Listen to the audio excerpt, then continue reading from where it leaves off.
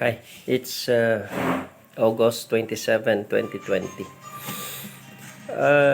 Ngayon, may nabalitaan ako kanina through the consultations given to me early this morning about the positive ASF case in Zambales. It was declared by the uh, Department of Agriculture, Veterinary Department that there is a case.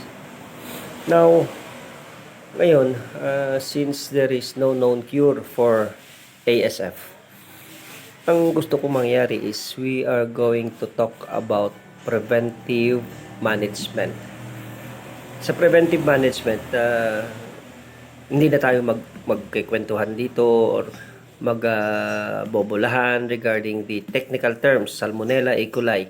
I do not care or we will never care kasi nasa backyard tayo. Hindi naman natin kailangan yung sa school hindi tayo magbibigay na magsagot ng mga examinations. Ang magiging purpose natin dito is we will block them from entering our pen. Hindi natin sila papayagan. I don't care if hindi tayo magkakilala ni E. coli, ni Salmonella. Ang importante is mapapangalagaan natin yung kulungan natin ng baboy free from all those hazards na nakakasama sa mga alaga natin. Now, to start with, ang gusto kong ipaintindi or ipaalam sa lahat ng mga backyard farmers, ang malimit na nakakaligtaan natin ay ang lamig na nararamdaman ng baboy natin sa magdamag. Ang lamig sa magdamag ay nagiging cause ng hypothermia. Hypothermia, ibig sabihin is severe coldness na nai-experience ng hayop na nakakapaghina ng immune system nila. Ultimately, magkakasakit sila. Imagine buong magdamag sila on a nightly basis. Gabi-gabi na lang ganon. So, kung sobrang lamig, may experience nila ang malamig na hangin with it ay may tubig. If we could experience, labas tayo sa gabi, may namumuong tubig sa nostrils natin, pag nag-i-inhale tayo, nalalanghap natin yun. So those waters, papasok sa ilong, papasok sa baga, and maybe I have this hypothesis na, what if isang sandok na tubig ang pinapasok natin sa baga ng mga baboy natin? Because we had been very negligent of this problem, yung malamig na kulungan ng baboy. Kung tayo nga, nasa loob na tayo ng bahay, nakatulakbong pa nga tayo, nakakakumot pa tayo, nilalamig pa tayo, how much more yung mga baboy natin dun? Open na open sila. Sasabihin nila, sir, may tabing. No. May tabing na nga tayo sa loob ng bahay natin. Saradong-sarado tayo. Still naramdaman natin how much more sila.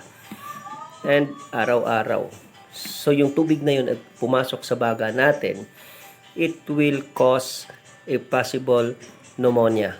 And gaya ng mga sinabi ko in the past, pneumonia has 3 types. Sa alam ko lang. May isa tayong klase na 2-3 days. The most is 5 days patay ang baboy kung hindi natin na-observe yun. Meron din naman tayong mga 2 strain na naabot din ng mga buwan. Bumibigay na lang yung katawan, numinipis, pumapayat, mahina kumain, then ultimately mamamatay if hindi natin sila nabibigyan ng tamang lunas. Now, ang pagbigay ng lunas sa respiratory problem ay hindi basta-basta antibiotics. We have to take note. There are antibiotics na hindi pwedeng ibigay sa may respiratory problem. Now ngayon, to give an overall preventive management is, unang-una, we're going to heat up the pen. Ang heating up of the pen ay maraming benefit na may bibigay sa atin. First, it lowers humidity. Pag sinabi natin lowers the humidity, pinabababa niya yung water content sa hangin na nalalanghap ng mga baboy natin. So, mababawasan natin ang chance na makakalanghap siya ng tubig at papasok sa baga ng baboy. Second, a warm pen will reduce the presence of mosquitoes. Na-observe natin during summer season, bibihira yung may kaso ng lamok or much more dengue. So, with a warm pen, na-lower natin yung humidity. Then, pag mainit na yung kulungan natin ng baboy, wala nang tubig na malalanghap yung baboy natin, yung papasok sa baga natin. And, nababawasan pa natin yung lamok. Now, what goes with it? Sa lamok. Ang lamok ay carrier ng parasites. Dadapo sila sa daluyan ng tae. Kakapit sa katawan nila yung parasites, itlog. Then, idadapo nila sa baboy natin. Pagdapo sa baboy, maiiwan yung parasites, yung itlog sa baboy. Since mataas ang temperature ng baboy, mai-incubate yung mga itlog na yon, magha-hatch. So, pag nag-hatch na siya, problema na. External parasites. Now, yung external parasites na nagkakaroon tayo ng problema, minsan nakikita na para may kagat-kagat lang na lamok. Then later, parang nagiging sugat na. So, those are signs of external parasites. Ngayon, ang nagiging effect ng heated pen is lower the humidity, nabawasan natin ng inhalation of water. Second, reduces the mosquitoes. At walang mosquitoes, mababawasan natin yung parasites.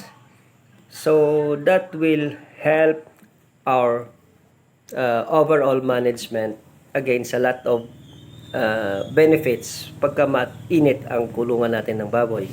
I would safely suggest na 32 to 34 degrees centigrade is good enough.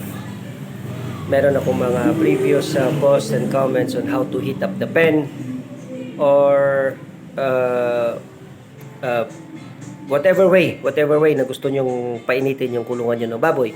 You could put 100 watts bulb, but imagine kung gaano kataas ang itataas ng electric bills natin. Then I have also these artificial improvised heaters na makikita mo sa mga post ko sa susunod or in the past. Now, ito ang mga nagiging benefit natin. So, a warm environment will minimize, if not eliminate, the movement of virus. Isa pa yan. Ang mainit na pen, ang virus natin nagiging mabagal or mahina sila. So, you just imagine kung gaano kadaming benefits para sa mga alaga natin ang mainit na pen na nakakaligtaan natin. Napapabayaan natin yung baboy natin, nagkukumot tayo dun sa kwarto natin, yung baboy natin kawawa. So, I would insist on warming up the pen. So, with this, sana napulutan nyo ng aral ang maibibigay ng mainit na kulungan ng baboy. Now, isa pa na para ma-reduce natin yung bacteria or virus is the proper disinfection. I shall call this formula, Robert's formula. Biro lang yan, pero I had found it very effective sa 15 years ko na pagbababoy. Sunrox, dishwashing liquid, and detergent powder. Itong tatlong chemicals na to ang nakakatulong sa pag-restrain ng pagdami ng bacteria and even viruses. Paano? Ginagawa ko is 200 ml Sunrox, 200 ml dishwashing liquid, and 4 na dakot ng detergent powder. I-dilute ko siya sa 200 liters na tubig. That is 1 drum, yung blue na drum. I-dilute ko siya. Then, using a pressure wash, yun ang pinanghuhugas ko ng kulungan ko ng baboy. Madami magtatanong, safe kaya yon? Yes, it is safe. Considering na ang Sunrox is a family of chlorine in which ginagamit natin as disinfectant long before the purified water was invented. So, nagagawa yan panglinis ng nawasa. Then, yung detergent powder natin, tsaka yung dishwashing liquid ay nagagamit yan. I know, nagagamit yan. Pwede yan ipainom sa mga alaga natin para magiging bacterial flushing natin. So, I had been using that for 15 years. Sa 16 sow level ko na baboy, painom, hugas, kasama na. Each time may ginagamit akong tubig sa baboy ko, sa piggery ko, kasama yan. Yung 200 ml Sunrox, 200 ml dishwashing liquid, at 4 na dakot na detergent powder. Kasama yan. Drinking water, panghugas. One effect, ang dishwashing liquid natin, kung na-observe natin, pag naghuhugas tayo ng pinggan, nawawala yung mantika, langis sa pinggan, sa mga kaldero, kawali. Now, it holds true sa paglinis ng kulungan natin ng baboy. A very good feeds, a very effective feeds could produce tain ng baboy na mamantika. Yung nagmamantika na yon, pag nilinis natin ng dishwashing liquid, tangkal. Super linis ang kulungan natin ng baboy. Plus the fact na amoy laundry room. Mayroon pa akong buzzers dati. Washing machine na lang daw kailangan. But I had been very insistent on this. It is very, very effective. Now with this around, pag itong ginagamit nating panlinis sa baboy natin, sa kulungan natin ng baboy, itong formula na to is dadaloy sa daluyan ng tain ng baboy. Na ngayon dun siya pupunta. Mapapatay na naman niya yung mga kiti-kiti. Mababawasan na naman yung existence ng lamok sa piggery natin. So, I guess, with all this, maa-absorb ninyo kung gaano kahalaga ang paggawa ng effective preventive management. One more thing, ang pinaka-importante. If you are really very much concerned, lalo na kung yung area nyo ay positive for ASF, I would suggest you get a formalin, yung ginagamit natin pang imbalsamo sa patay. 10% of that. Bali, 10% of water, formalin ang ilalagay natin.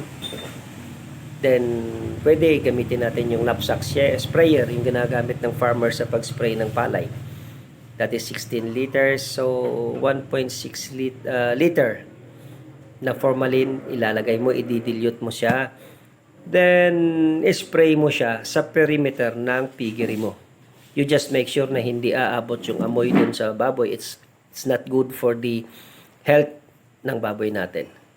So, I guess with this, walang makakapasok sa atin. Walang makakapasok na tawag natin, virus and bacteria. And pumasok man sila, kung continuous ang paggamit natin ng tubig with the Roberts formula, patay agad sila. Hindi sila tatagal. So, I guess this will help. Salamat sa pagpakinig ninyo or sa pag-observe or whatever it is. Sana may nakuha kayong benefits sa pag-post kong ito. So, thank you. And please subscribe to Roberts Feeds and Animal Healthcare. And please don't forget to like. Maraming salamat. This is Engineer Robert Chua signing off.